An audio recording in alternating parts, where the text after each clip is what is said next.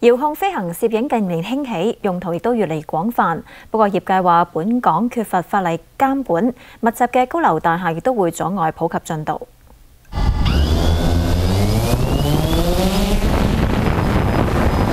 想居高臨下，可以靠佢。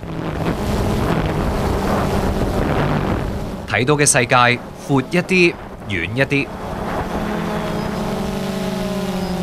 遙控飛機攝影嘅技術近年進步咗，飛得比較穩定，鏡頭畫質亦都較理想，亦都能夠即時送返畫面去到地上面。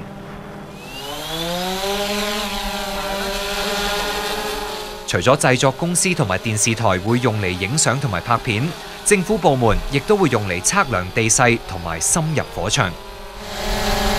以現行嘅技術，呢類型嘅民用遙控飛行器插滿一節電嘅話，普遍都飛到20分鐘。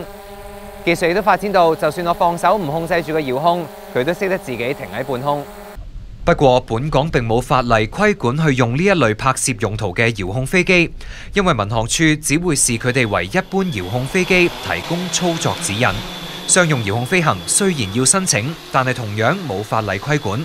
有研發人員就認為業界無法可依，樓宇密集亦都影響普及。